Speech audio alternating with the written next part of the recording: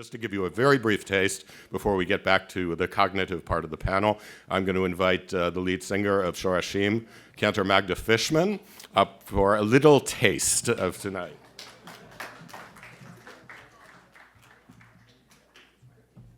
Hi, so I'm put on the spot. I was supposed to think about a song on my way here, and the only song I have in mind is not the Israeli traditional song. And it's not Hava Nagila, but I had this all week in my mind, and I was just teaching a student of mine yesterday the Oaks Oseh Shalom. So I hope you can join me on this. But we are doing Israeli fusion mix. He was right.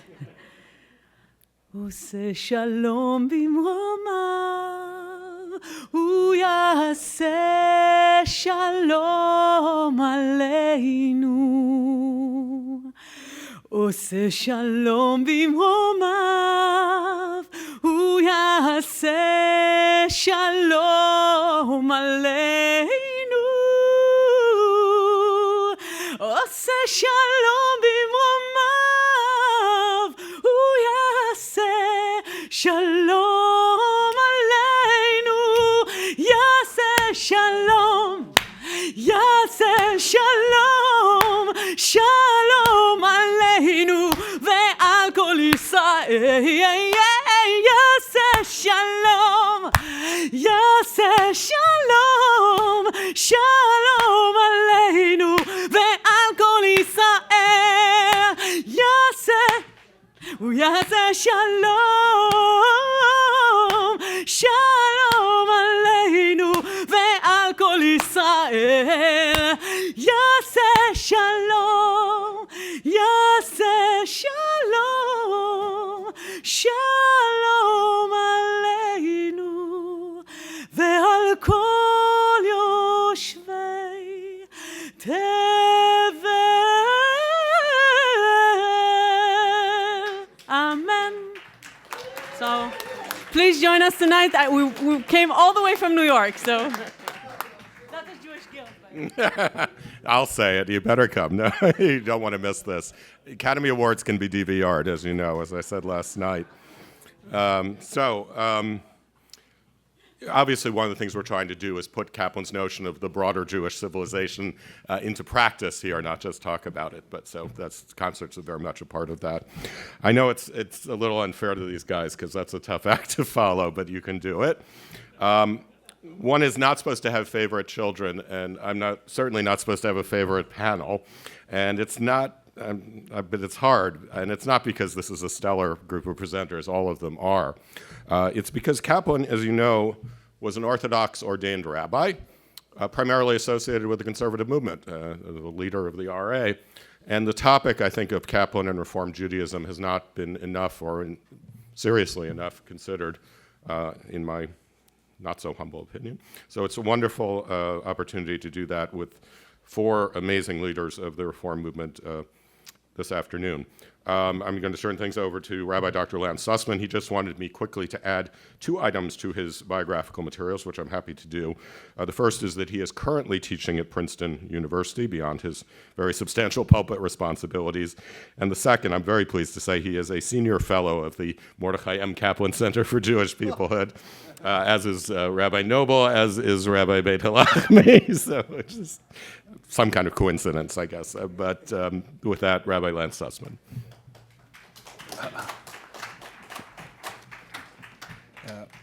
I want to thank Dan for organizing a spectacular conference and for including me and my colleagues. I want to thank Mel Skult. He doesn't know I'm doing this shout out. I met Mel first 30 years ago or so. I was a grad student at HUC, and he was crawling around the archives, and he engaged and challenged me then and now with full strength, and I salute you, Mel, for a wonderful life of scholarship and friendship. Thank you. Thank you. As I said, I trained at HUC Cincinnati both for the rabbinate and my doctoral work. My principal advisor was Jacob R. Marcus, who may or may not be familiar to you outside of the Reform movement. In addition to being really the founder of the field of American Jewish history, he was a staunch Reform patriot. I don't think I ever met a more patriotic Reform Jew than Dr. Jacob R. Marcus. You can imagine my surprise to me when one day after a tutorial he said to me, "You know, Lance, we're all Reconstructionists." I actually had encountered Mordechai Kaplan, but didn't know it, as a confirmation student in Baltimore in a big Reform synagogue in 1969. Our confirmation textbook was called Wings of the Morning, written by Roland Gittleson, who I can only describe you now, after knowing a little bit more than I did then, that he was actually a Reconstructionist Marano walking around in Reform clothing. So then you could imagine, about 3 years after confirmation, I found myself in college, and in an intro to religion course, read snippets from Judaism as a Civilization, yarmulke on to anybody who reads the whole text. And there were some pretty stinging passages in there about Reform Judaism, which at the time I wasn't really prepared for, and I obviously was talking about a certain species of Reform, kind of the classical Cincinnati Reform, as opposed to what might have followed later. And in fact, I know that this was referenced the other way around, but I think Judaism as a Civilization had a profound effect on the Reform movement. 3 years after it was published, we have our own Columbus platform, which embraces this concept of peoplehood, which becomes the basis for what we call neo-reform. So indeed, it went from, Kaplan went from a position that might have been instinctively hostile to actually a kind of partner. And then lastly, in my preface to the real work of the panel here, the synagogue that I serve, Keneseth, Israel, is exactly 1 mile from the Reconstructionist Rabbinic College. We often serve as a kind of laboratory for RRC students. We have some of the best informed second grade teachers anywhere in the United States, and I particularly enjoy being shadowed by RRC students. We also enjoy being very often the venue for a graduation and other large group exercises for RRC, so both geographically and in terms of sentiment, I feel very close to the movement. And it's my own hope that occasions like this will draw us even closer together, religiously, philosophically, sociologically. Our movement also needs the challenges and affirmations of Mordechai Kaplan. To help us better understand, we have a distinguished panel of 3 doctor rabbis, a special title Reform movement was particularly proud of 100 years ago, but we all insist on carrying it around. Going in order from my left, David Ellenson now holds the most coveted job in the Reform movement, the immediate past president of the Hebrew Union College. And Rachel Sabath Beit-Halachmi is the presidential scholar at HUC. And Peter Knobel has been not only a congregational rabbi in Chicago, now in Florida, but president of our CCAR and a major presence in the religious life of the rabbinate, the Reform rabbinate, and of our movement. David will be speaking about hermeneutics.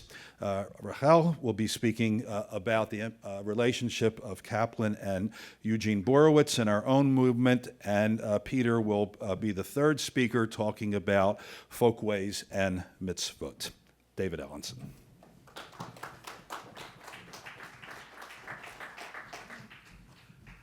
I want to thank Lance for that extremely warm introduction. I could not help but observe or glance out that, as you said, I hold the best title in the movement, immediate past president. I looked at my friend, Rabbi Dr. Deborah Waxman, and offer her my warmest congratulations. And I would only add that this movement is genuinely blessed to have you as its leader at this time. Deborah, as all of you know, is a person of great wisdom, knowledge, caring, vision, and most of all, I would say, in light of my own interactions with her, warmth. She met with me on a couple of occasions, more than one or two, prior to her becoming president of the RRC, and I'm glad to say that nothing I said deterred her from this aliyah in her life, but I wish you b'shad tova mutzlachat, really only good and wonderful achievement as you come to serve in this new capacity. I'm also very happy to be here, to have heard Mel Skoltz, Susanna Heschel, Zachary, Rabbi Gluck, and Deborah earlier. All of your comments are in my brain right now, and it may be that there'll be comments both here in the paper and later on that will reflect some of my own absorption of what some of the comments were that they made in their talks today. I'd also thank Daniel for inviting me and Lance to be on this panel, and express special thanks to my friend Dr. Yoki Yehoyada Amir, who'll be chairing a panel yesterday. It was he who about 4 months ago mentioned there was going to be a conference on Kaplan. Would you in fact like to participate? And I said, absolutely. And I think it was really due to Yoki that I was invited here today. One last confession. I have said this on many occasions, and Rachel Shabbat Beit-Halachmi said, are you going to make this comment today? Before Jacob Rader Marcus, or at least I knew he made that comment, I would add too that I think I am genuinely a Reconstructionist, but I will confess, as I've said to Deborah, an unreconstructed Reconstructionist. David Teutsch, who was my classmate at Hebrew Union College, I often felt, particularly after Kol HaNeshama, the Reconstructionist Sidur came out, writing a letter or two, I often received letters from classical Reform Jews complaining about the Zionist shift in the Reform movement. I was going to be the person who was going to write to my friends Art Green and David Teutsch and note what would Kaplan genuinely have said about some of the ways in which Reconstructionism has evolved in our day.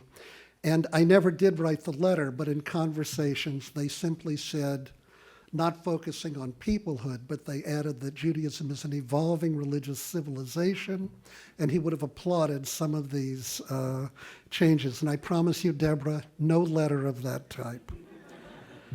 I've decided to entitle my talk, History, Continuity, and Interpretation, Thoughts on Mordechai Kaplan and Reform Judaism, that were occasioned by my reading of an article, Mordechai Kaplan as Hermeneut, by Professor Leora Batnitsky of Princeton University. I had a week ago thought I was going to be doing a different paper, but after I read Leora's paper, I decided to move in this other direction.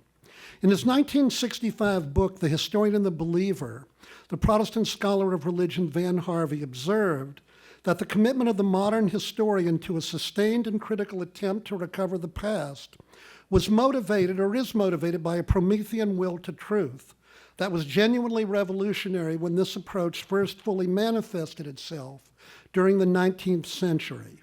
He observed that traditional belief based on supernatural metaphysics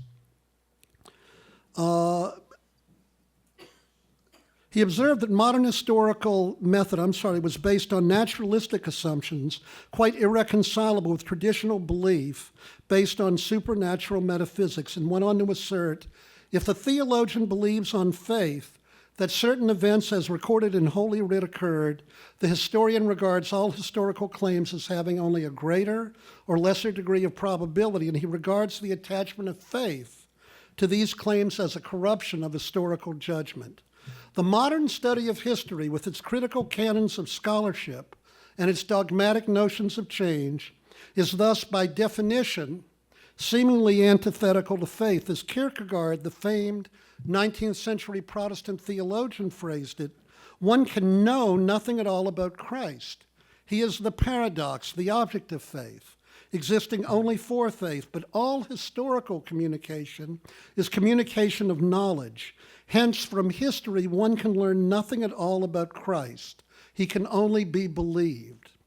All this may seem an unusual place to begin this presentation on an aspect of the relationship between Mordecai Kaplan and Reform Judaism.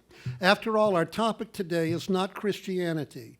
However, my citations of Professor Harvey and Soren Kierkegaard are meant to indicate that the question about the relationship between the modern study of history and the matter of religious faith, of how to reconcile adherence to a sacred tradition with critical methods of historical research, has plagued many religious believers, not just Jewish ones, during the last 200 years. In the Jewish world, the late professor at Columbia, Yosef Chaim Yerushalmi, in his deservedly famous Zachor, echoed the positions of Harvey and Kierkegaard and phrased the dilemma in the following way. The discovery of history by the Jewish historian is not a mere interest in the past, which always existed, but it's a new awareness, a perception of a fluid temporal dimension from which nothing is exempt. The major consequence for Jewish historiography is that it cannot view Judaism as something absolutely given and subject to a priori definition. Judaism is inseparable from its evolution through time. And of course, it is important to note that all non-Orthodox movements in Judaism are based on this assumption. It is therefore a small wonder that many Jewish religious traditionalists have vehemently protested the critical works of modern scholarship. For these works support, as Yerushalmi once more phrases it, a Jewish historiography divorced from Jewish collective memory, and in crucial respects thoroughly at odds with it. The study of modern history is seemingly a subversive act for Jewish faith. Yet modern historical scholarship has not always been at odds with the construction of Jewish memory and faith.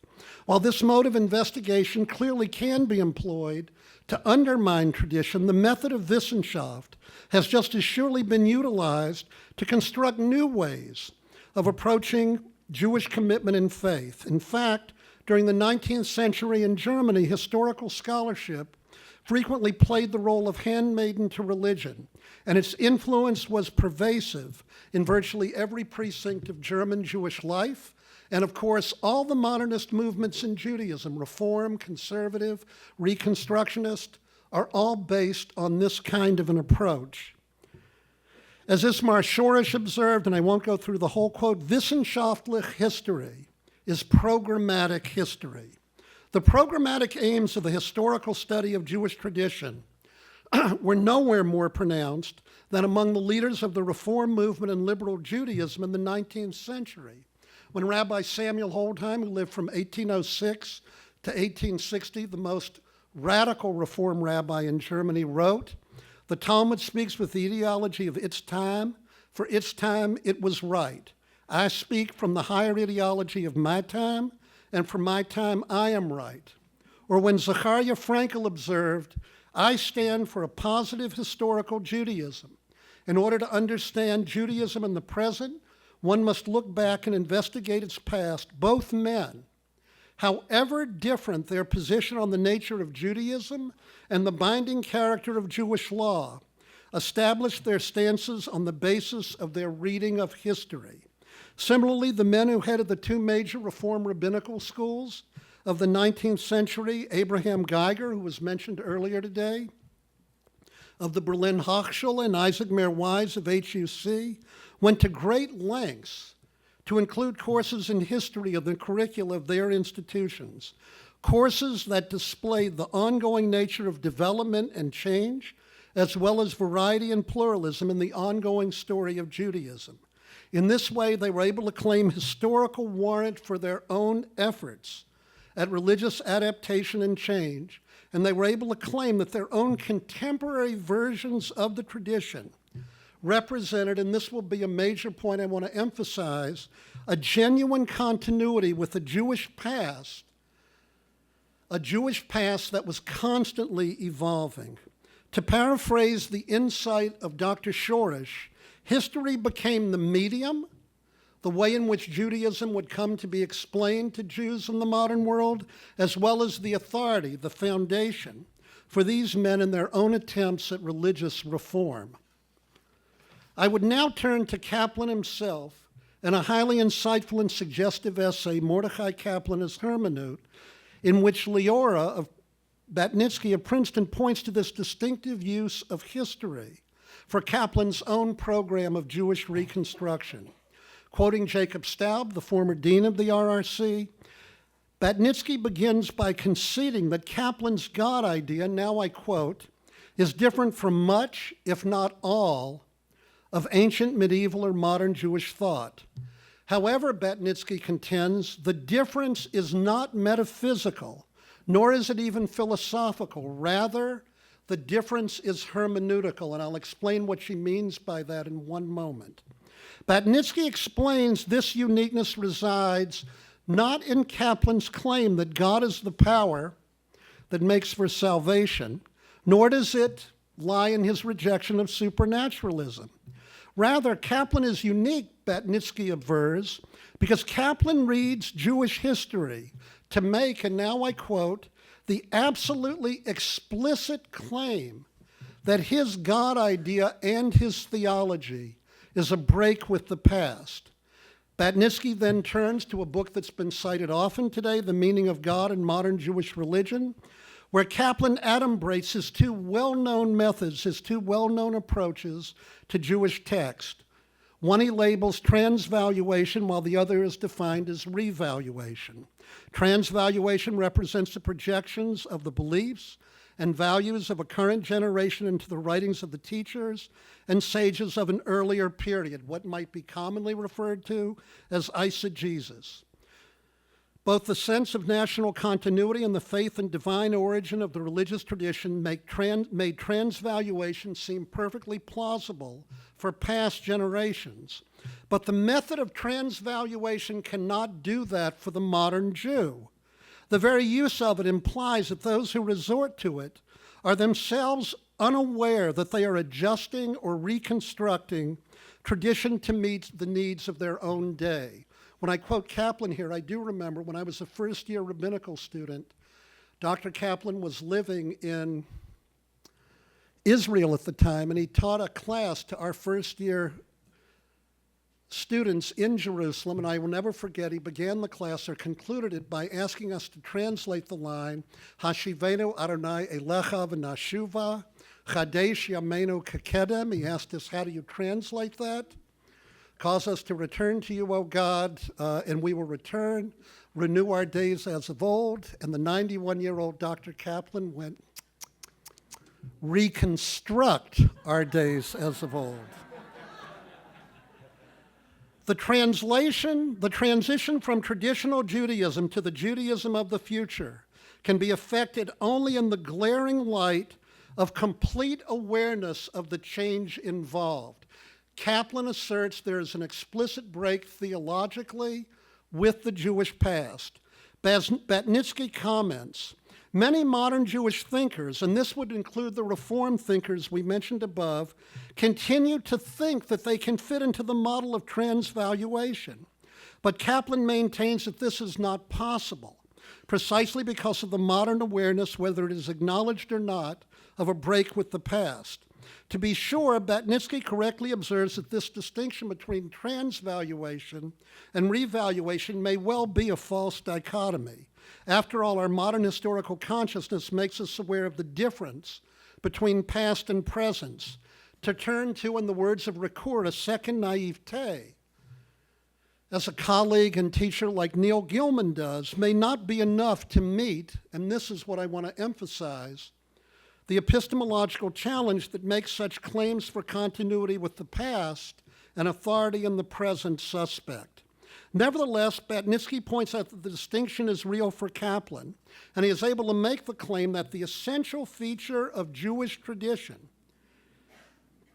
is its continual interpretive process. That is what Dr. Kaplan asserts is the ongoing, permanent part of Judaism, its ongoing interpretive process, because there is, Batnitsky claims, an historicist strand in Kaplan that was provided by the context of the conservative movement and the Jewish Theological Seminary.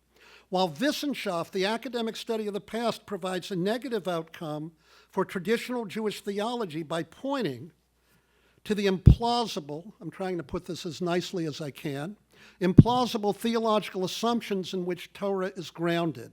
However, modern historical study is not only epistemologically significant, but hermeneutically significant because history discloses that a constant hermeneutical enterprise marks Judaism. Understood in this way, revaluation provides for a seamless continuity with the tradition. Discontinuity with the past is proclaimed in the meaning of God in modern Jewish religion. Kaplan writes, religion can no longer be a matter of entering into relationship with the supernatural. At the same time, continuity is affirmed through the interpretive process, history. And what history reveals, a kind of historicism, legitimates a modern reconstructionism no less than it does reform. Batnitsky also observes that Rosenzweig made precisely the same type of argument that Kaplan did. I don't know how much the timing. Oh boy, okay. I'll just say for Rosenzweig, transvaluation and revaluation would be one. While Kaplan might not agree with this identification, this should not obscure the parallels between the stances of the great liberal German Jewish religious thinker and the American founder of Reconstructionism. Each proclaims Jewish continuity with the past because of the continuing vitality of Jewish interpretation.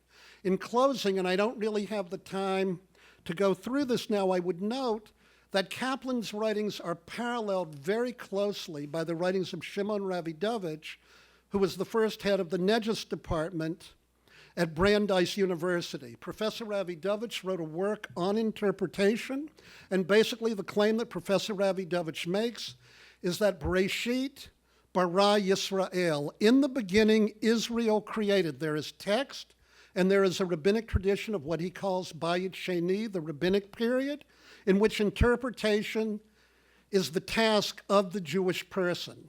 Interpretation and the ongoing hermeneutical process in Judaism is what makes for an authentic Judaism. Ravidovich attacks Spinoza savagely because Spinoza wants to assert that there can be no interpretive process in Judaism today because classically the interpretive process in a pre-modern period rested on the notion that these texts were not arbitrarily chosen, nor were they simply sociologically affirmed by a community that gave a community a sense of identity, but rather they were epistemologically confirmed and seen as metaphysically significant because they were regarded as the products of revelation. In a world where one can no longer make those sorts of metaphysical affirmations and therefore the epistemological claims that flow from them, one would have to ask, I think, both Rabbi Kaplan and Professor Ravidovich on what grounds one continues to make this kind of affirmation. To paraphrase the words of President Waxman, while Rosenzweig said, and he was probably correct in a thick Jewish culture, that ever since the time of Mendelssohn, Judaism has rested on this terrible question of why, namely, why is it that one ought to be Jewish in a world that Dr. Kaplan grew up in, and even a Rosenzweig, where being Jewish was a matter not only of choice, but I would argue to some degree of fate, where people lived in a thick Jewish culture. Rosenzweig could say what he did, and Kaplan could basically ignore this element of the epistemological question in regard to interpretation, along with Reform and other counterparts, in a way that perhaps we do not have the luxury to do today. That is a challenge to Rabbi Kaplan. It is a challenge to the Reform movement. It is a challenge to all of liberal Judaism. Thank you.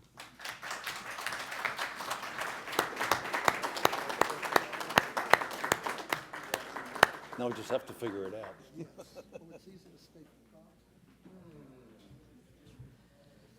Well, now that we've stated the problem, Well, you're going to answer it now. I'm very honored to be here to offer an answer actually to a number of the challenges that have been raised today. But first I want to say thank you to Dan Cederbaum and particularly to Mel Skult, who's been such a great teacher and chavruta on Kaplan for many years, and of course to Rabbi Professor David Ellenson, without whom I don't think I would have written my doctorate on Eugene Borowitz. And I also want to actually thank my husband, Rabbi Ofer Sabath Beit-Halachmi, who for the last 10 years as an Israeli rabbi ordained by our school in Jerusalem, has been teaching Kaplan in all of the Hebrew translations of Kaplan in Israel, and I've been watching and learning how deeply, not only Zionist for sure Kaplan was, but how very rich Kaplan's teachings have been for Judaism and Israel, a topic that we'll address in greater detail tomorrow. But I certainly want to thank all of these people that I just named for what you've taught me about Kaplan. But in terms of my intellectual wrestling and my own development, I need a little help with this. It's really Rabbi Professor David Hartman, Zichrono Livracha, who we just commemorated his first yahrzeit, and Rabbi Professor Eugene Borowitz, who just celebrated his 90th birthday, with whom I have wrestled about Kaplan for a number of decades. And I found myself in both instances, both with Hartman and with Borowitz, I have often found myself taking Kaplan's side of the argument, and perhaps we can address that further as we move through this discussion. Today, I am focusing particularly on how Rabbi Professor Eugene Borowitz understood and critiqued Mordechai Kaplan. I think of all the thinkers that Borowitz had evaluated and took into consideration in the development of his own system and his own theology. While he was very, very critical of all of them, I think it was clearly Kaplan that he appreciated in terms of appreciating the sheer intellectual, creative effort of Kaplan's work. He appreciated Kaplan more than any other thinker, perhaps with the exception only of Martin Buber. Kaplan and Borowitz certainly shared a great deal, but in order to play this out, I think I might need in this context to share a little bit more about Borowitz for those of you who may not be familiar with all 19 of his books. So just in case there might be someone who isn't particularly familiar with perhaps his main theological work, Renewing the Covenant, a theology for the postmodern Jew, which was just translated and came out in large part thanks to Professor Yoki Amir. It just came out last week in Hebrew. So he's joined Kaplan in terms of being translated into the Israeli landscape. But Borowitz is, among his 19 books, which span the works on Talmud and ethics, he focused primarily on liberal theology and on the creation of a liberal theology that he thought should be able to correct for all the problems of the theologians that had gone before him. Very much like Kaplan, he believed that we live in a context now in North America that absolutely demanded a new theology. So Borowitz, together with Hartman, together with Yitz Greenberg, together with Emil Fackenheim and many others, gathered for a number of years and began to think about what new theology was needed for the American landscape after the war. Borowitz was the first, in fact, to publish and coin the term covenant theology, published in Commentary magazine in an essay in 1961. And that term of covenant theology actually included in it, in the years that followed, three major components. First and foremost, and now you'll begin to hear the critique, first and foremost for Borowitz, is God. The Jewish self, Borowitz's central term, the Jewish self lives personally and primarily with the one God of the universe. And he begins to play out already in the 1960s, but very much more so in the 1980s and 90s, an understanding of a autonomous Jewish self who lives in relation with three major entities. One, a God that is commanding, demanding, to whom we are duty-bound to respond. You can already begin to hear what the critique will be. The second entity is the Jewish people. You will begin to hear what I think is an enormous impact on Borowitz of Kaplan. Any decision that a Jew makes today, a non-Orthodox Jew makes, has to be not only in response to that one God of the universe, but in response to the Jewish people, past, present, and future. And third, but not foremost, but absolutely present, was Borowitz's sense of the Jewish self, that in an age of modernity and what he already saw as an age of post-secular, post-modernity, he knew that the Jewish self was going to have full autonomy, but as we come to understand Borowitz, it is a limited autonomy. A limited autonomy, and you'll already see that as another source of critique. But Borowitz, when I met with him a couple of days ago in New York, he said to me about Kaplan that he thought that Kaplan was an extremely intelligent and important and creative thinker, but when it came to God, he was simply wrong. How so? Let's try to understand it. The two men, of course, share very much. They both had the spirit of this Wissenschaftian approach to Judaism and Jewish studies and Jewish texts. They both stood on the shoulders of the giants of modern thought, and particularly that of Hermann Cohen. We'll hear about that more tomorrow.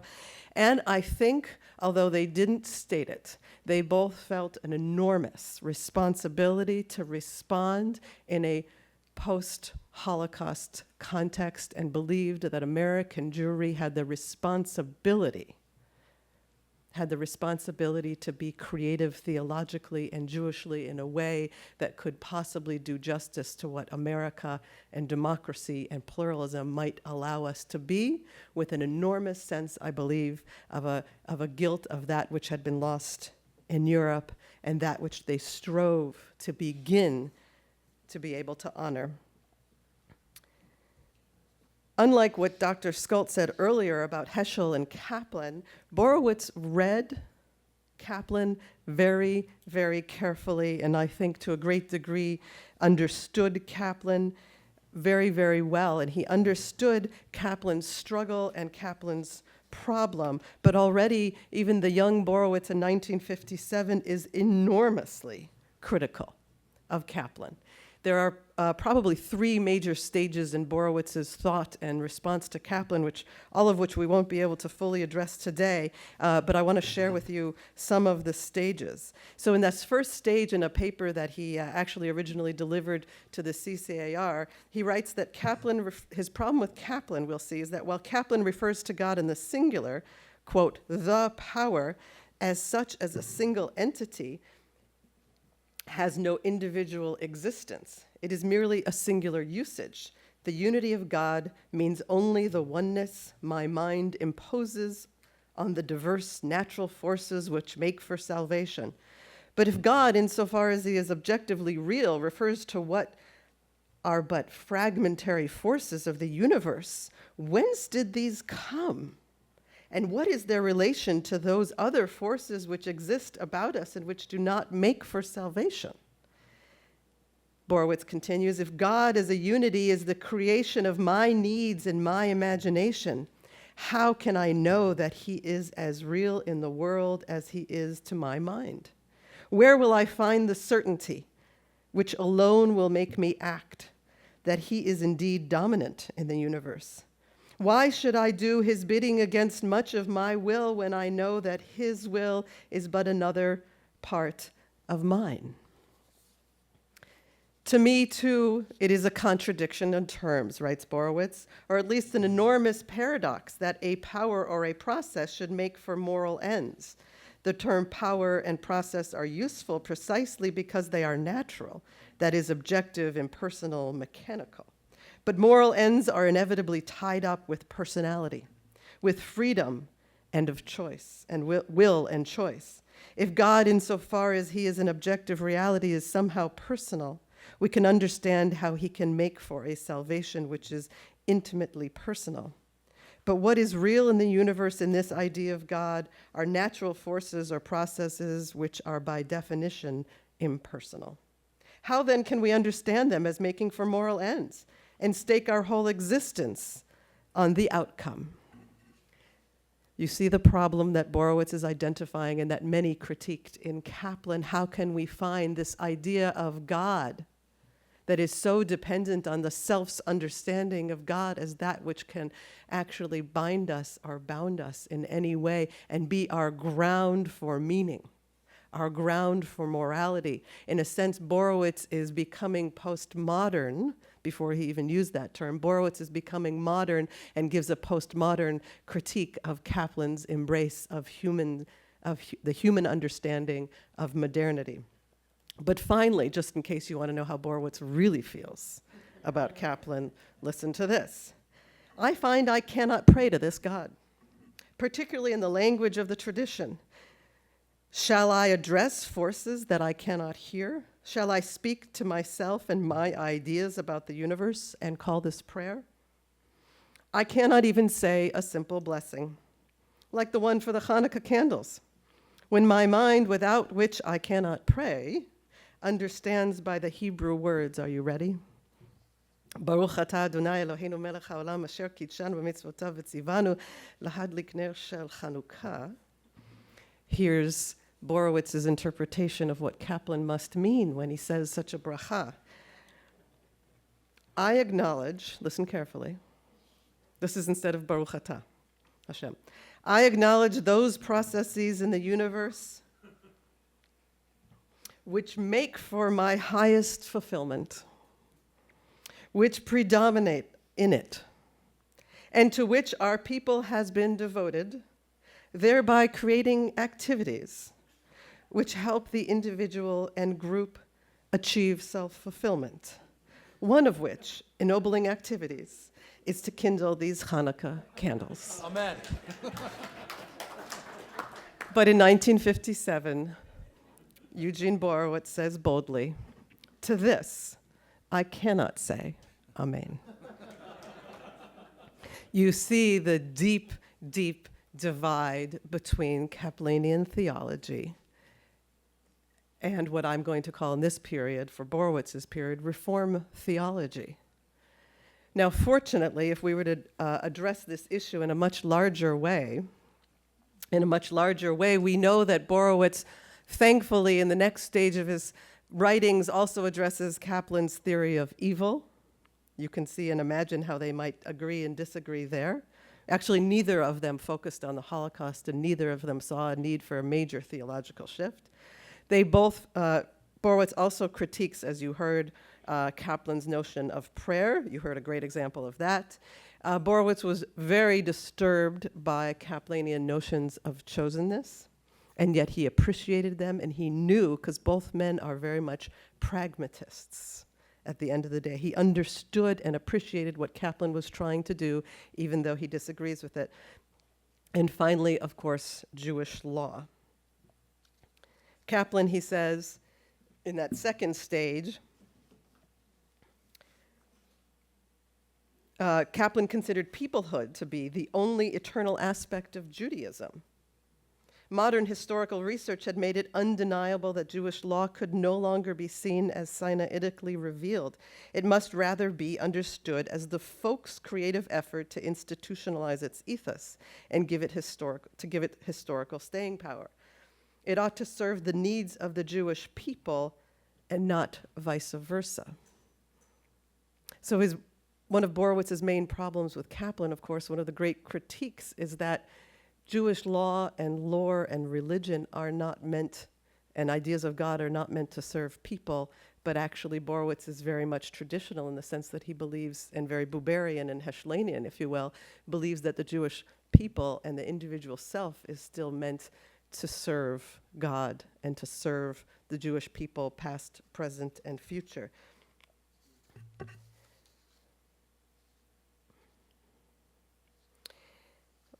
I'll just skip over a number of other items that we might address, but I'll say that what Borowitz found fascinating was the recent Reconstructionist involvement with mysticism.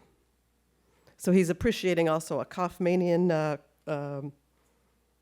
critique and reinterpretation of Kaplan, but he also sees that what happened in recent years, by the time we get to his third stage of thought, Borowitz's third stage of thought, he appreciates the Reconstructionist involvement with mysticism, which Kaplan would have denounced as supernaturalism. I see in it a more typically postmodern effort than Kaufman's to provide a plausibility structure for Kaplan's esteem of culture.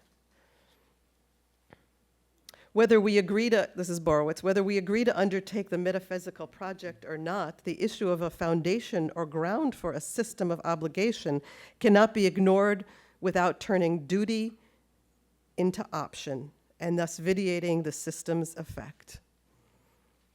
Borowitz writes, the way out of Kaplan's dilemma lies in identifying a level of reality that does not share the disabilities of the clashing alternatives, namely transcendence. I think enough can be said about the nature of transcendence to indicate why I find it the preferable metaphor in speaking about our ground of value. And finally, in a day when liberal Judaism and Zionism seemed intellectually incomprehensible, Kaplan, says Borowitz, found a way to combine a strong Jewish ethnicity with a fully universal faith.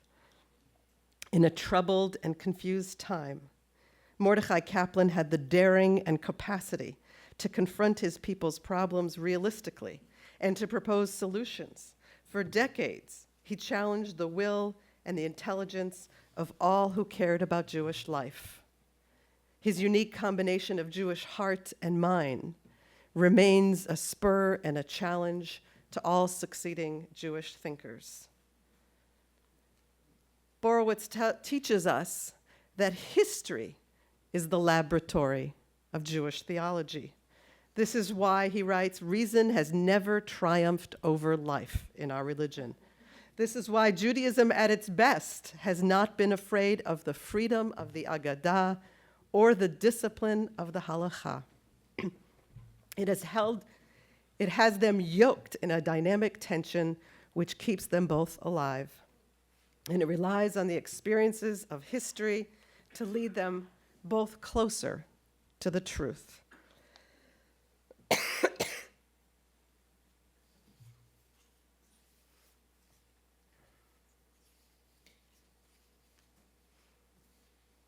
In conclusion, it wasn't that Borowitz was against Kaplan's primacy of Jewish peoplehood. We find it central to Borowitz's theology, to be sure. It wasn't that Borowitz disagreed with Kaplan's Zionist excitement, because Jean, too, was and is a Zionist, although in a very different way. But rather, it was the missing element of that personal, supernatural, commanding, excuse me, and demanding God.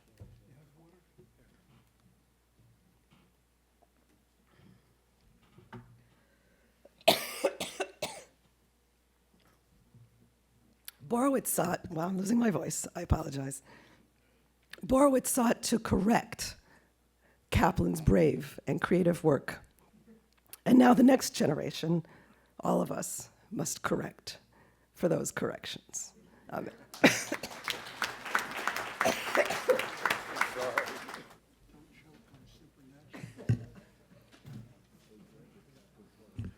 I too would like to offer my personal thanks to Dan Cederbaum, who I have the privilege of studying with every week, and to thank my incredible colleagues on this panel who Just to be in their presence is a learning experience, and once again, I've learned so much from them.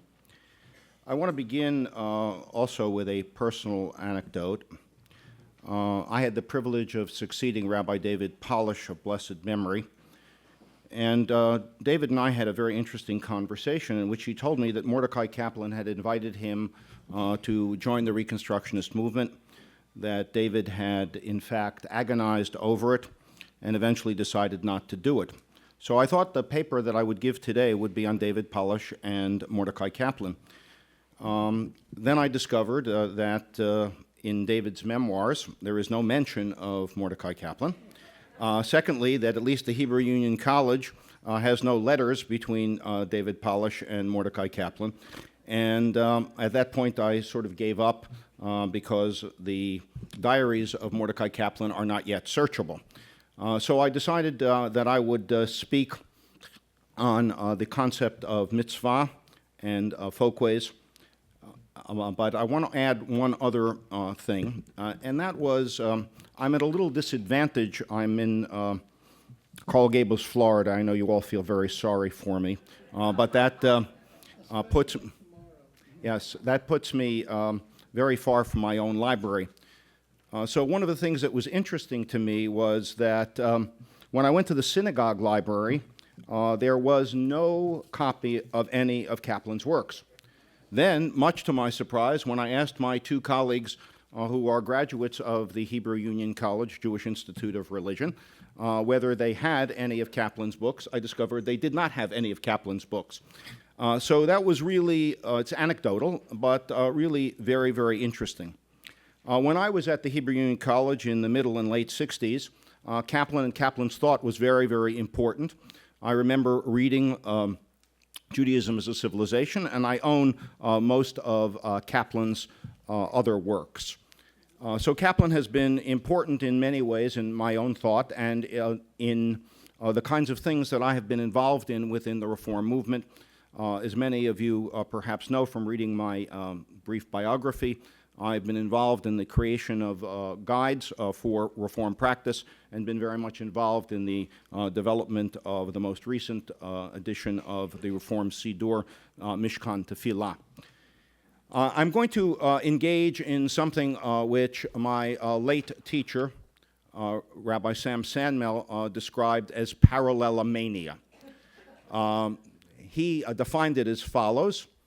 We might, for our purposes, define parallelomania as the extravagance among scholars which first overdoes the imposed similarity in passages and then proceeds to describe source and derivation if implying literary connection flowing in an inevitable or predetermined direction.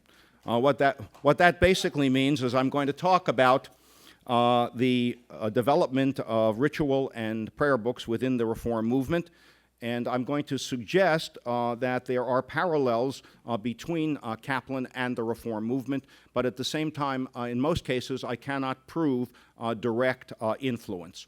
It has already been mentioned that the Columbus platform of 1938 is in fact very important and revolutionary. Michael Meyer, in his book Response to Modernity, argues the direct influence of Kaplan, both from the point of view of religious practice and also from the point of view of restoration of Jewish peoplehood.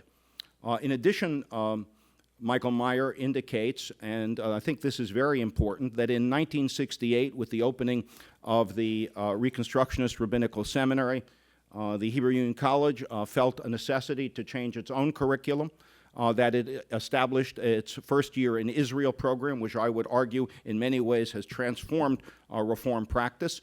And in addition, it gave students a greater role in the religious life of the Hebrew Union College. I was at the Hebrew Union College in the final death throes of classical Reform Judaism. One was not permitted to wear a kippah or a talit. This was a moment of great tension within the context of the Hebrew Union College, and this would definitively break down over the next few years.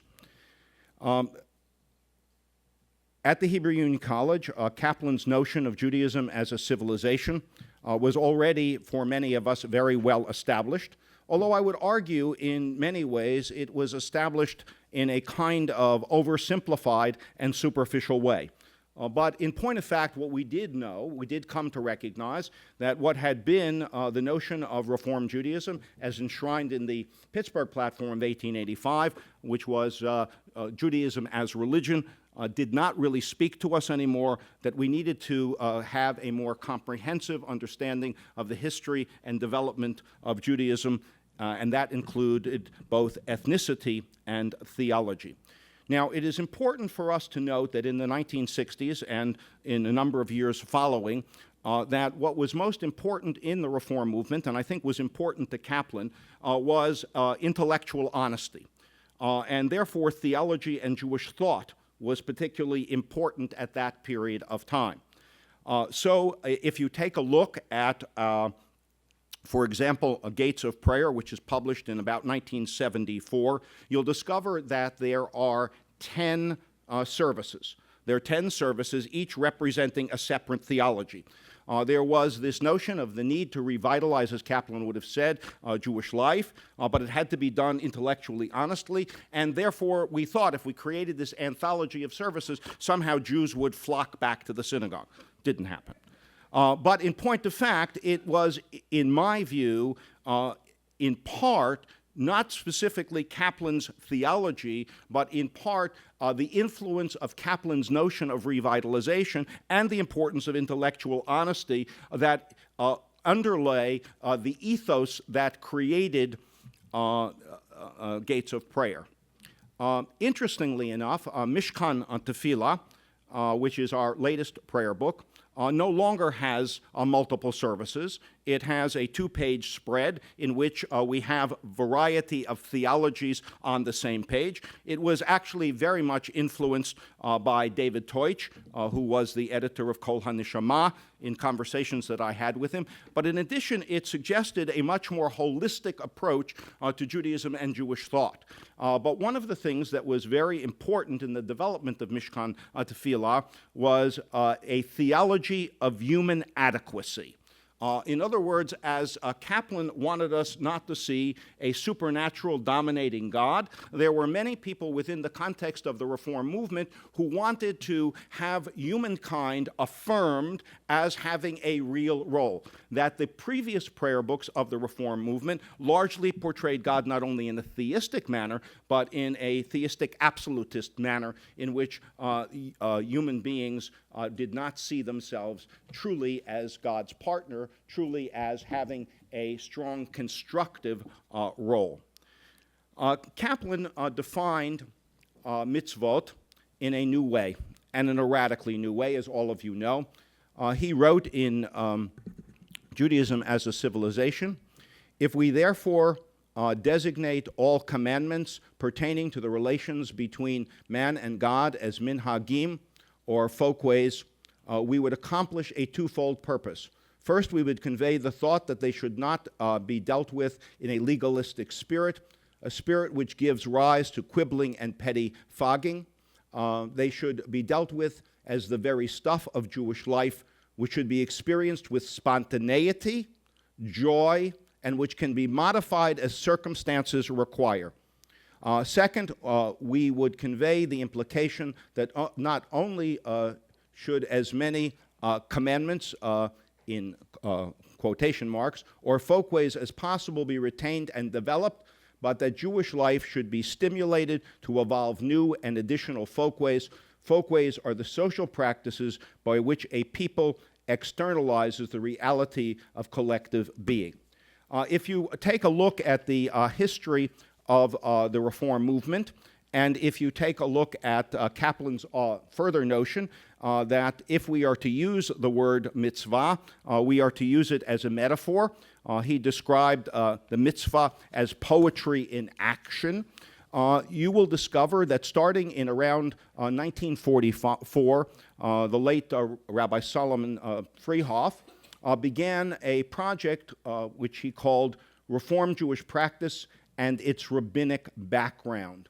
He argued The foundation of Jewish religious life is Jewish practice, upon which are built the habits of mind and attitudes toward the universe. First, we obey God's commandments, and then we learn to understand God's nature. We do not begin with theology, we arrive at theology. At the same time, in what seems to be a very theistic notion, he indicated not that we were going to return to halakha, but that actually we were going to return to minhag. That, in point of fact, Reform had already begun to develop minhagim, including the late Friday night service, confirmation, etc. And Freehoff embarked on what became a decades-long endeavor to link Reform Jewish practice with traditional customs, providing with historical roots, pointing out similarities, differences, and encouraging experimentation.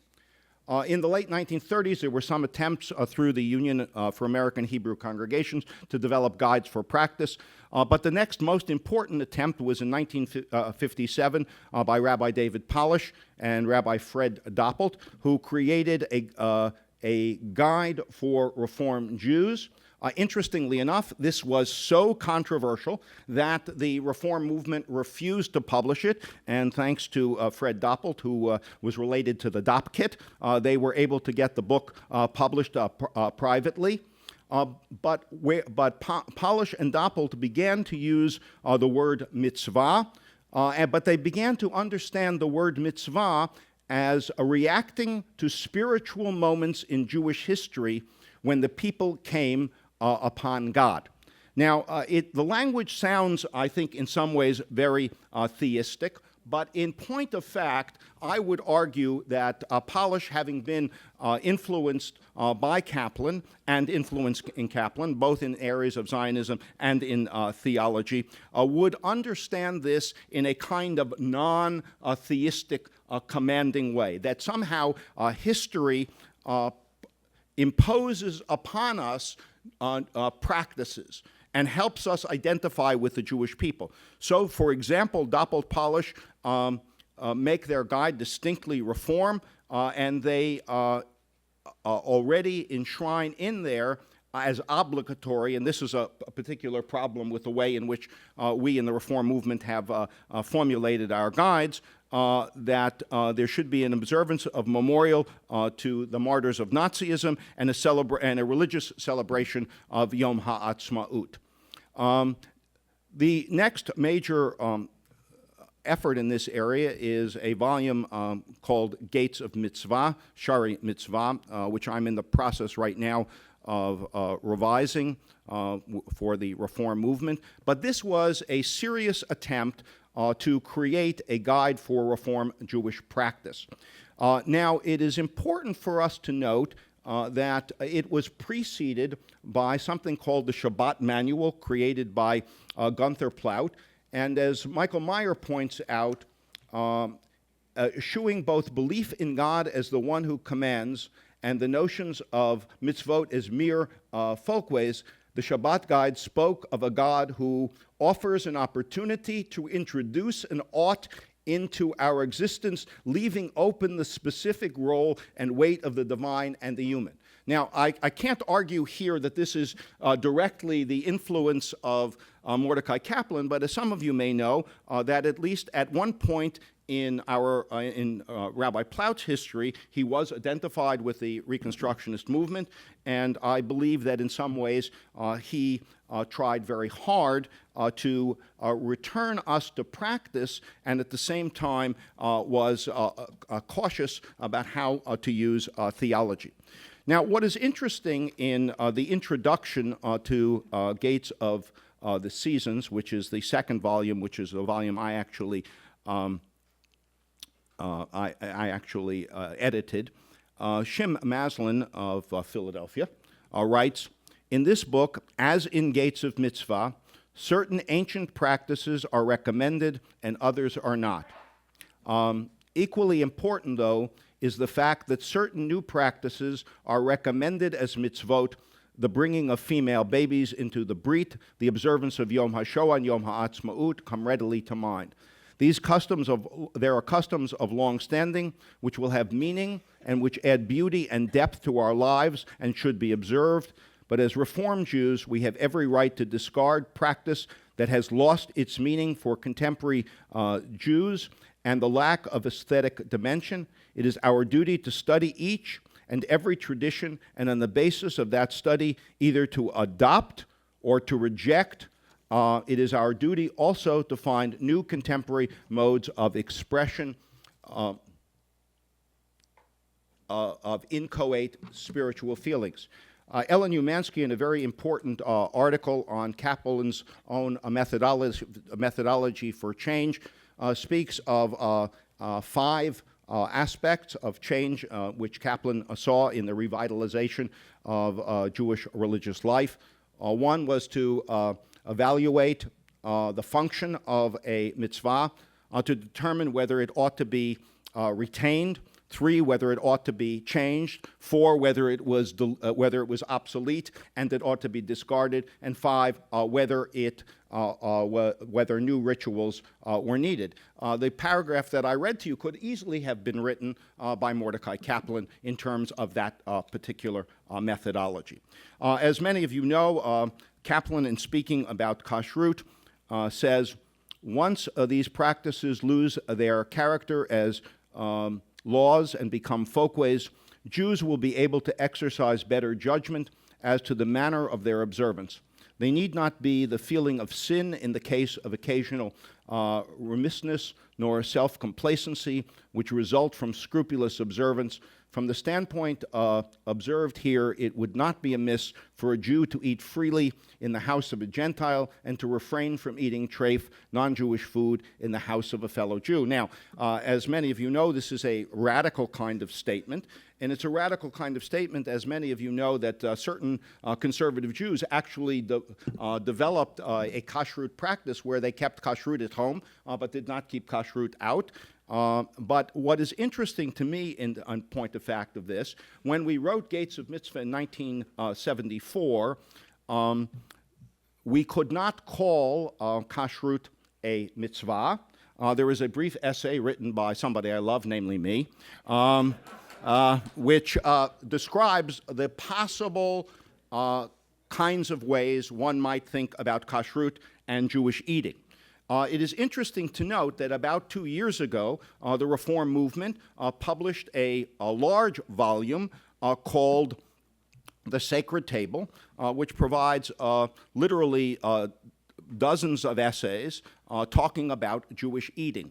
Again, I would argue from a parallel point of view, Kaplan, who opens up the possibility of Jewish practice, who talks about the revitalization of Jewish life, the connection to the Jewish people through practice, that, for example, a work like The Sacred Table is an extension of the kind of thought that Kaplan offered to us. Now, I want to return for a moment to Gates of Mitzvah, which was the first of our guides, officially published by the Reform movement. It was so radical in those days that we were afraid it could not get published. So we commissioned 4 essays by 4 past presidents of the Central Conference of American Rabbis. I must point out 4 dead white males, or only 3 dead white males. One is still alive and very well, Herman Shalman, Yibadel B'Chaim. But Rabbi Shalman speaks about God as a mitzvah, a commander. Polish speaks about God as a mitzvot as coming directly from the experience of Jewish history. Roland Gittleson, who was a religious naturalist and who can clearly be identified, I don't think so much as a secret Kaplanian, very much a Kaplanian, writes about naturalism and mitzvot. And although his language sometimes sounds almost theistic, in some ways it's a language which, at least I've learned from Mel Skult, picks up some of the complications of the language that Kaplan uses. And finally, the late Rabbi Liliefeld, who writes that the mitzvot in this book are mitzvot with a small m, and that the most important mitzvot are, of course, ethics, mitzvot bein adam lachaveiro. But again, I think, first of all, it represents mitzvah not as something which can be defined. In fact, I would argue that in the Reform movement today, and if you take a look at the recently revised Mishkan Moed, you will find that there is a new essay on mitzvot in there, in which we have excerpted these 4 essays, but have included the essays of large numbers of younger colleagues. And what you will discover there is an attempt to define a mitzvah in a completely pluralistic way. And I would argue, if you have to do that, what has happened with the word mitzvah is it has actually, in point of fact, become a custom, a folkway, a minhag, and in point of fact, the word mitzvah is a metaphor, And again, I would argue here, in this regard, Kaplan has been fully successful. When we look at Kaplan in terms of Shabbat, he wrote, the organized religions of mankind represent the determination of important historic groups to serve as the bearers of salvation for their people. This explains the place that religion holds in Jewish life. It represents the powerful effort of the Jewish people to make the experience of Jewish group life in the past and present and future an instrument for salvation. The Jew was particularly aware of Judaism's functioning in this manner on the Sabbath. On this day, he was liberated from the distracting cares of the week, and he participated in the religious activities that renewed his faith in the ideals which gave worth and dignity to human life. He felt it was good to be alive and good to be a Jew. If you take a look again at Mishkan Moed, or previously Sha'arei Moed, what you will discover is that there is an attempt to recover Shabbat as a way of reflecting on how a Jew would put together a meaningful Shabbat. And especially in the area of work and rest, one discovers that the observance of Shabbat is not to become a burden, but the observance of Shabbat is to become a time of joy. So instead of having prescriptions about what one can do and what one cannot do, what one has is a kind of elaborate discussion in the back of the book of possible ways, and a hermeneutic which uses the concepts of kedusha, holiness, oneg, delight, and menucha as rest, and asks that in some sense the individual Jew judge that which they do in terms of those 3 concepts. There's a lot more that I would love to say, but my time is up. But I want to suggest that in one way, Kaplan has won the day in the Reform movement. And he's won the day in the Reform movement of helping us to restore Jewish peoplehood, a serious notion of the revitalization of Jewish practice. I think in the area where Kaplan has lost, and I think this is not only Kaplan, but I think those of our theologians of the 20th century who believed in intellectual rigor, such as my teacher Gene Borowitz and others, that in point of fact, we're at a period of time where Jews, at least the Jew in the pew, as the Pew study suggests, sorry about that. I just heard a lecture on Are You Pewish? But that Jews are looking for a meaningful experience, and they are not necessarily looking for a theological rationale. Michael Morgan, a good friend of David Ellenson's and a very important Jewish thinker, wrote a little book called Interim Judaism. He suggests that the ideologies and the theologies and the philosophies of Judaism of the 20th century have all run their course, that we're now in an interim period where Jews are doing a lot of Jewish things, but there is no rationale. So the question is, a la Kaplan, can we recreate some way of talking about Jewish practice in a coherent manner that will lead to a better Jewish future? Great. Great talk. You take your questions? Oh, you're done? Yeah. Okay. Thank you for a wonderful discussion. Questions? I mean, in writing, not remember in writing. Sorry, I slipped. Just going to check my multiple devices here. Okay.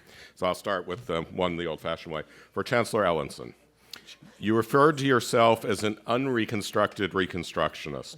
On another occasion, you referred to yourself as an Orthodox Reconstructionist with a small o. Could you say a few more words about what you mean? Yeah, I'd be happy to. I am probably still one of those people who, in part, still lives in the 20th century. I think on a personal level, I had grown up, I would say, in something of a thick Jewish culture. I grew up in an Orthodox home and community, received that kind of education. I think the remarks that actually all the panelists made here, and certainly Peter, when you concluded about where it is that, in quotes, Kaplan triumphed in reform in terms of taking tradition seriously, the notion of Jewish peoplehood. A number of years ago, Emil Fackenheim wrote a piece, basically what I learned from Mordechai Kaplan. And he said, because I would suspect, Rachel, if you looked at Fackenheim's writings in the 60s, they would probably parallel, in terms of his views of Kaplan's theology, what Dr. Borowitz wrote. He said what he had really learned was that Kaplan was right about one basic fact, the primacy of Jewish peoplehood all along. On a personal level, I suppose when I use the term Orthodox with a small o or unreconstructed Reconstructionist, I still believe in naturalism, not supernaturalism. In regard to theology, it's been interesting for me. This semester I'm co-teaching a course with our teacher, Eugene Borowitz, and he and I really have very different views of God. In fact, I guess I can reveal this. He ended class the other day and said, "Now, why did you become a rabbi?" And I think he said it positively to me. I'll have to check later, but I have unbelievable admiration for Mordechai Kaplan. I like to think that the attachments that I've displayed in my own life and in my work have been a reflection of the influence that Rabbi Kaplan had upon me. And the only critique, I guess I would say, is that when Kaplan lived, one probably did not have to reflect upon issues of Jewish peoplehood in quite the way that one might in a 21st century context. I mean, basically when Rabbi Waxman spoke at the end today, and your remarks, Deborah, and actually all the people who were on the previous panels, the social situation of Jews in America is not in 2014 what it was in the 20s and 30s, 40s, 50s, and even for someone like myself.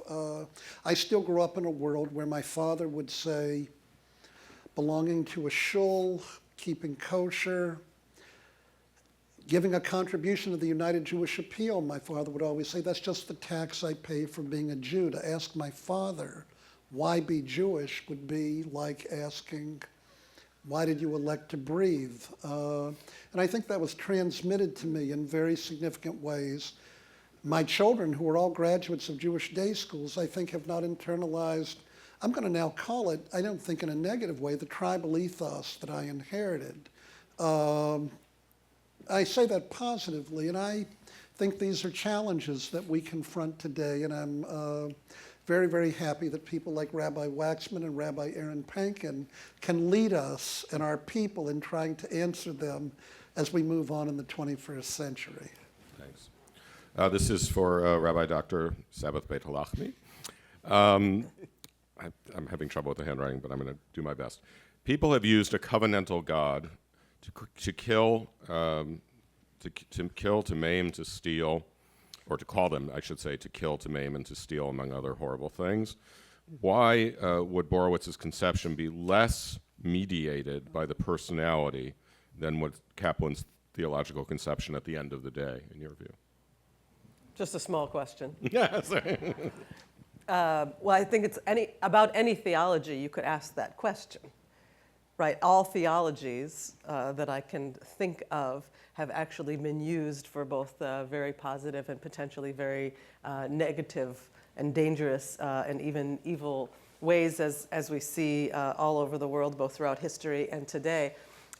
What's fascinating about Borowitz's use of that term is that he was actually accused of taking that term from Christian theology. The term, it turns out, was in fact previously used before 1961 by Puritan pilgrims in the 17th century.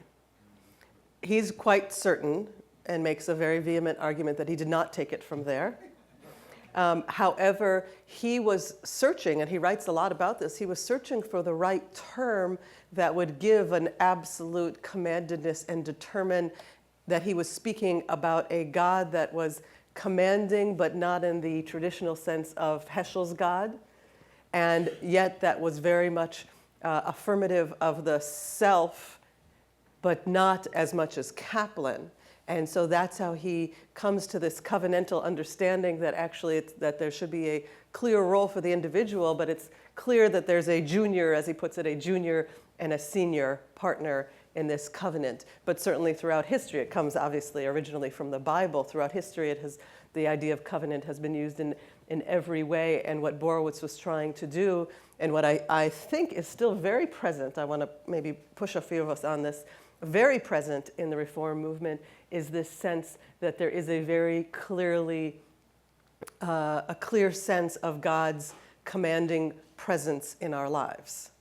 And I think in that way, I would actually, to some degree, say that there is a wide spectrum of theologies that are alive and well amongst our colleagues and amongst our thinkers in the movement, and they very much range, I would say, the gamut between Kaplan and Heschel, with really Borowitz and his theology, and having trained a couple of generations of our clergy, that Borowitz is very much in the center. As someone whose my primary role today is as the National Director of Recruitment and Admissions for the Hebrew Union College Jewish Institute of Religion, which, as one of my colleagues says, gives me a front seat in terms of encountering and reading what the theologies of our current students and our current applicants really is. And I would say there very much is present in their essays about God a range between Heschel and Kaplan, with peoplehood being even more primary than a commitment to Israel. There's a commitment to Jewish peoplehood, which we've spoken about. And fascinating to me is that in terms of God and understanding their theologies, they absolutely span the spectrum between Heschel and Kaplan, with Borowitz very much at the center. And obviously most of our applicants, not all, but most of our applicants are very much products of Reform rabbis of the last, their theologies are very much the product of the rabbis of our last several generations. So I would say there's a deep pluralism of an understanding of covenantal theology today. Great. Did you want? Before we go on with questions, the RRC would like everyone to know that the Reconstructionist archives there have many letters to Kaplan and some of Kaplan's responses, and they're maybe many of them very relevant to discussions at this panel and others today, and the RRC is looking forward to sharing those with interested folks. Just one word, Sure. I mean, in addition to what you've said, certainly from Dr. Borowitz's lectures, in terms of what one might call the limits that would be placed on the activities in which Jews would participate, he often in public lectures, and you would know far better than I in his writings, because I don't see it as much, cites Rabbi Leo Beck. Beck, you'll note, and you'll remember, focused or said that Judaism had two axes. There's Geheimnis, mystery, und Gebot, and commandment. And Beck, certainly as a German, who moved towards writing a book, This People Israel, which reflects elements, I think, after his Holocaust experience, that echoes some of the insights for different reasons that Rabbi Kaplan put forth.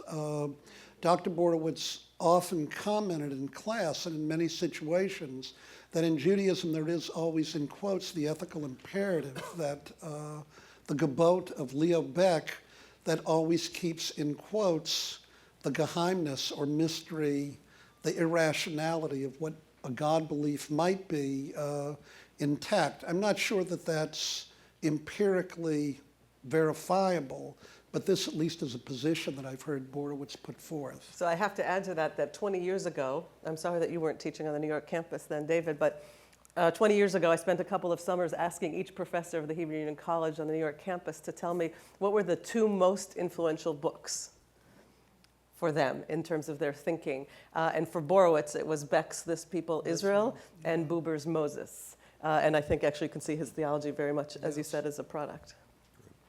Next question for Rabbi Dr. Sabath Beit-Halachmi. Sorry, I'm trying to be formal. Sorry, you just In the said early, I don't want to start getting into first name issues. In the early 60s, I registered for a course with Professor Borowitz at JIR. He stated unequivocally that no one under the age of 50 believed there was such a thing as the Jewish people. What do you think changed his mind? Was it Kaplan's influence? And you touched on this maybe a little bit earlier. What year was that, 19? Early 60s. Fascinating question.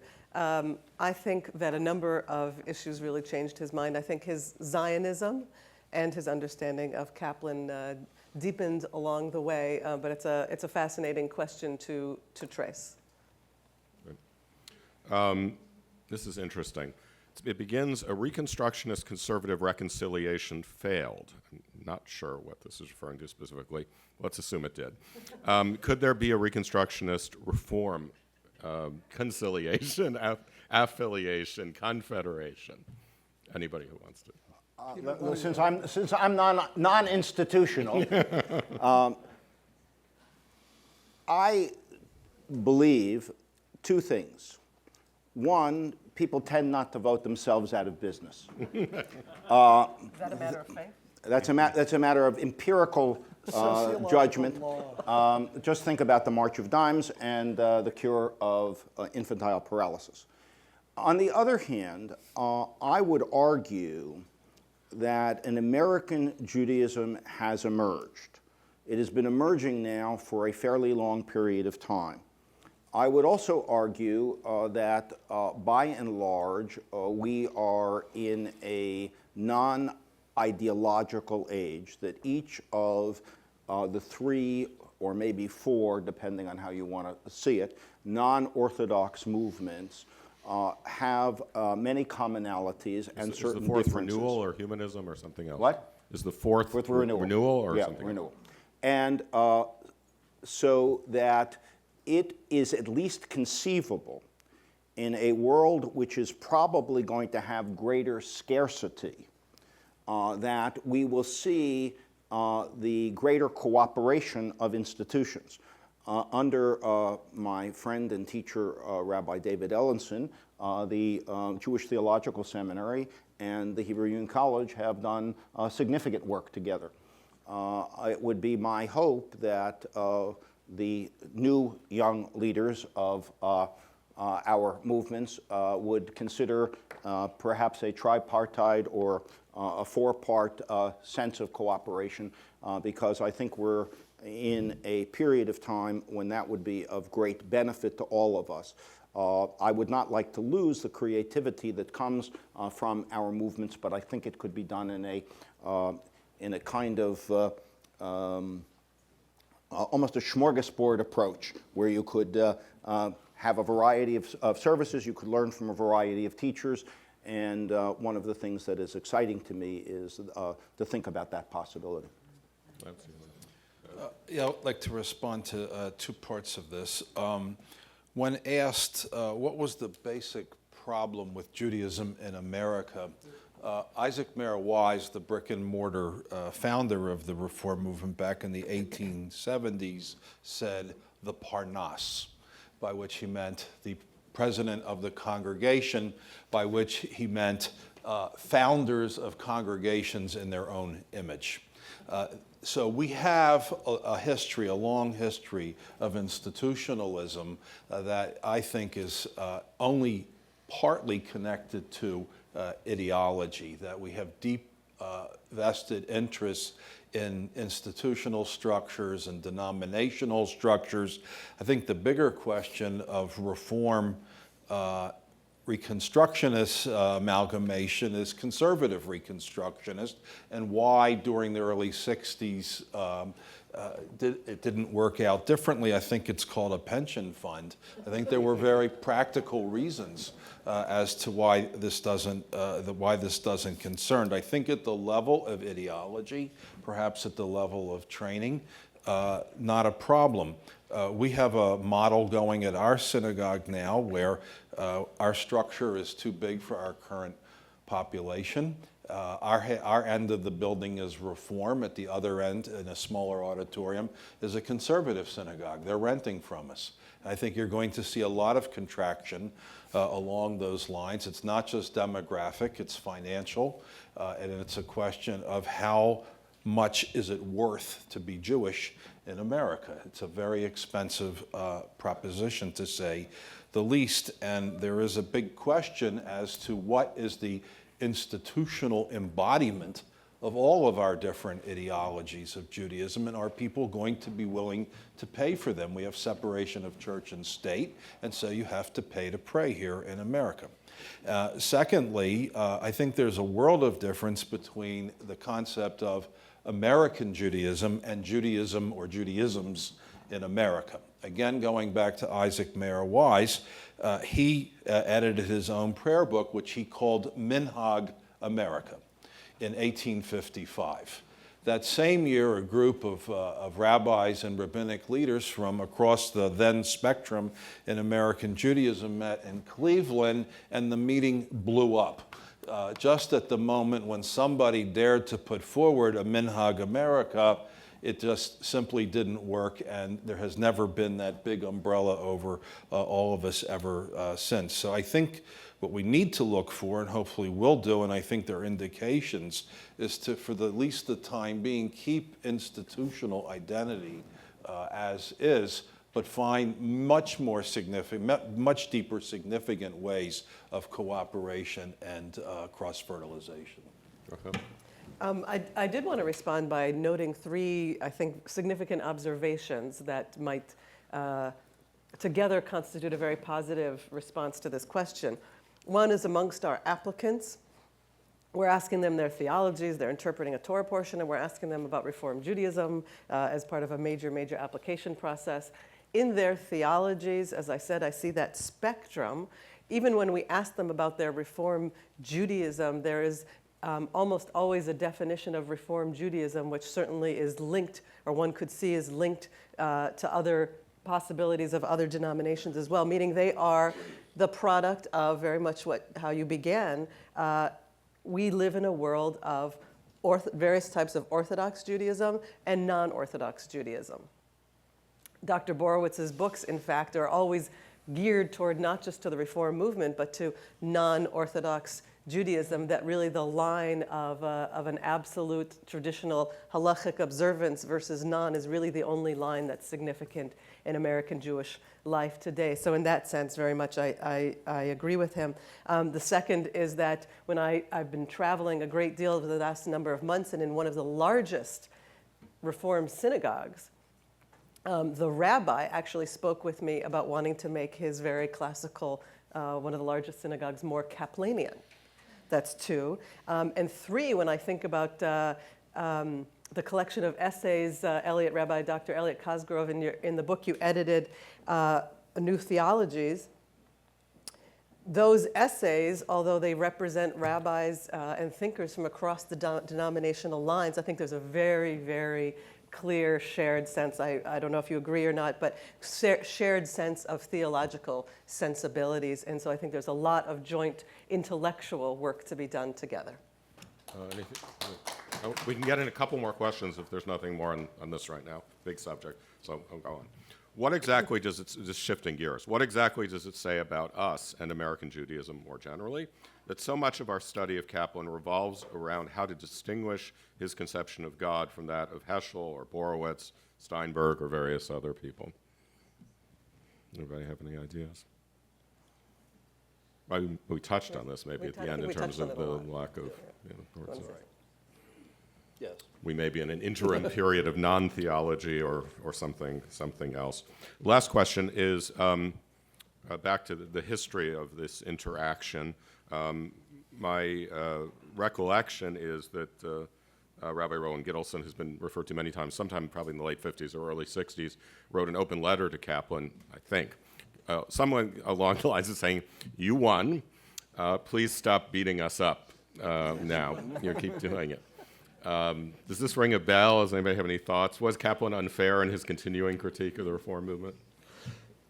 The way I'd respond to it, it isn't even so much with the reform movement. I had lunch on Friday with Arnie Eisen. We were talking about reform, but also other issues, and certainly there are many people here who could speak to this. The reality is that when Kaplan spoke about reform, almost always it was the Pittsburgh Platform of 1885, Kaufman-Kohler, a Geiger of a certain type. In other words, reform for him in his writing really never changed. You would never have known Columbus, you wouldn't have known David Polish, Roland Gittleson, the overwhelming impact he had on the...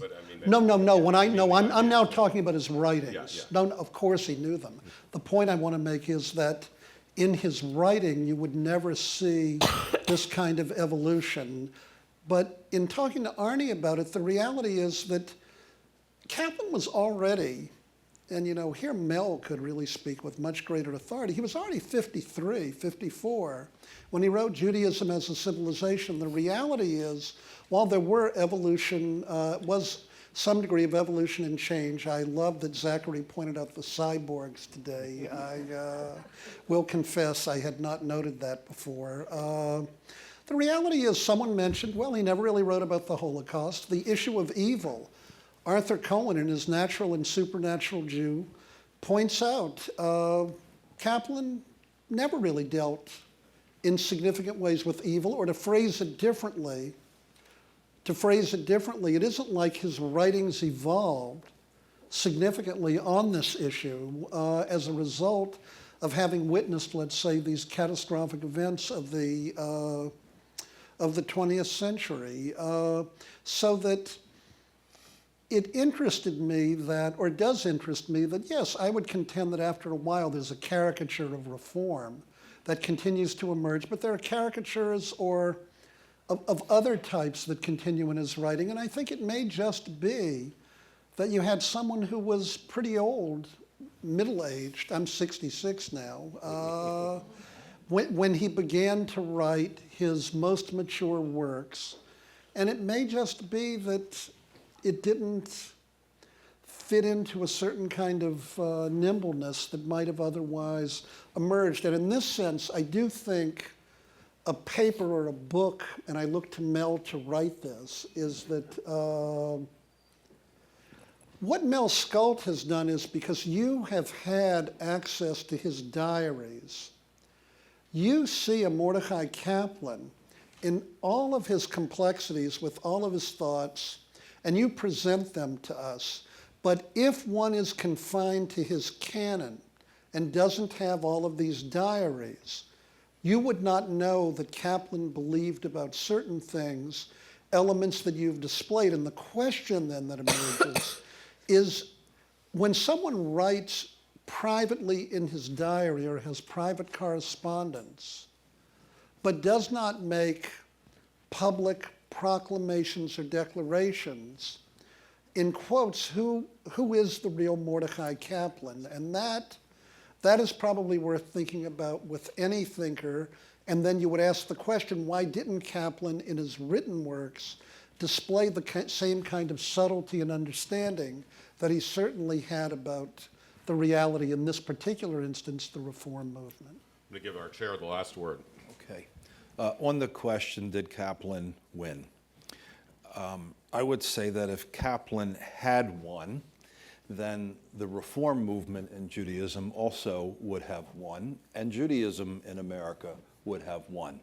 But the fact of the matter is, if you look broadly across the American Jewish community, reform didn't win, Kaplan didn't win, and conservative didn't win.